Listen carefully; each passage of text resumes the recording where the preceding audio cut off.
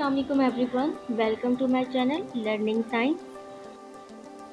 आज हम क्लास 9 की बायो की बुक चैप्टर नंबर 2 को स्टडी करेंगे और चैप्टर का नेम है स्ट्रक्चरल ऑर्गेनाइजेशन ऑफ लाइफ। इस चैप्टर में हम ये डिस्कस करेंगे कि हमारी लाइफ का बेसिक यूनिट क्या है और लाइफ की ऑर्गेनाइजेशन किस तरह से होती है।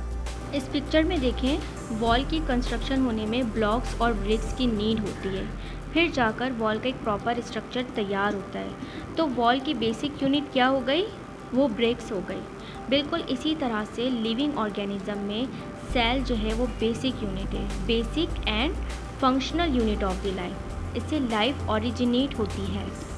सेल है, सेल की ओरिजिनेशन किस तरह से हुई, वो खुद किससे बना है सेल। तो जब हम किसी स्मॉलेस्ट स्ट्रक्चर की बात करते हैं तब हम उसके एटॉमिक लेवल पर जाते हैं। तो स्टार्ट करते हैं एटम से। So what is atom?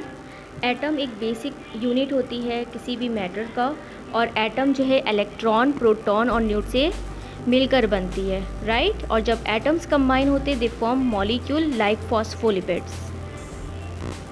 After that when molecules combine they form the organelles. Organelles में जैसे कि राइबोसोम से माइटोकॉन्ड्रिया है, ये सेल से भी स्मॉलेस्ट यूनिट होंगे। और फिर जब ऑर्गेनल्स कंबाइन होते then they form the cell, जैसे कि ह्यूमन ब्लड सेल्स हैं, नर्व सेल्स हैं, all are the example of the sales.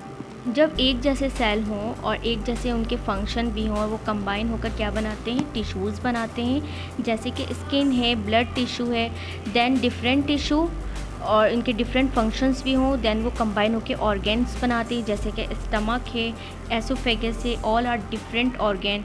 And when different organ combines they form the system.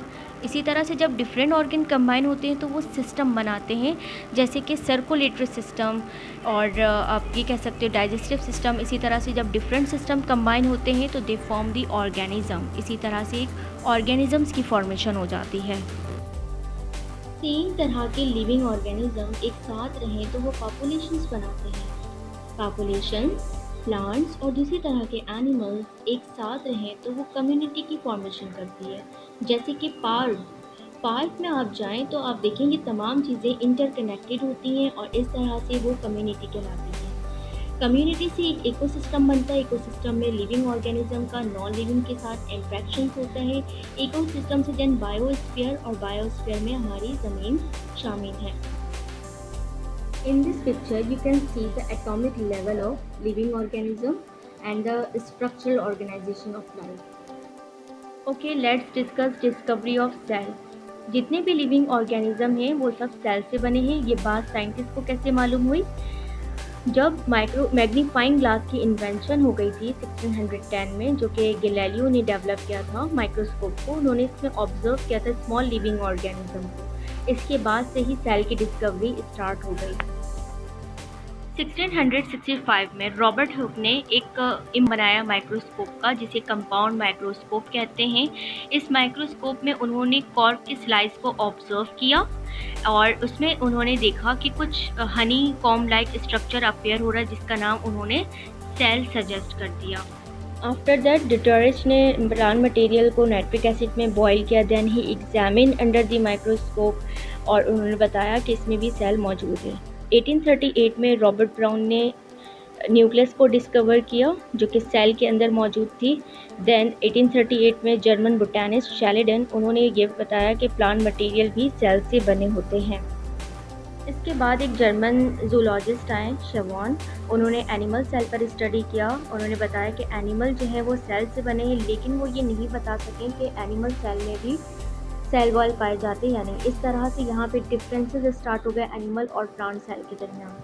इसके बाद रुडोल्फ वर्चो ने ये बात बताई कि जो सेल हैं यानी कि न्यू सेल, वो पुरानी सेल से आएंगे। अगर वो एनिमल है तो वो एनिमल सेल से आएगा और प्लांट है तो वो प्लांट सेल से बनेगा। इस तरह से शैलेडन, शेवॉन और रुडोल्फ वर्चो के कंबाइंड एफर्ट्स को सेल थ्योरी कहते हैं। और सेल थ्योरी का बेसिक पॉइंट क्या है? इसका बेसिक पॉइंट ये है कि जितने भी लिविंग ऑर्गेनिज्म हैं वो तमाम एक या एक से ज़्यादा सेल से बने हैं। सेकेंड पॉइंट ये था कि जो सेल है वो हमारी लाइफ की बेसिक स्ट्रक्चरल और फंक्शनल यूनिट है। और इसी तरह से थर्ड पॉइंट ये था कि जो नए सेल हैं वो पुराने वाले सेल से डिवाइड होकर बनेंगे। This is all about the cell discovery and cell theory. Thank you for watching.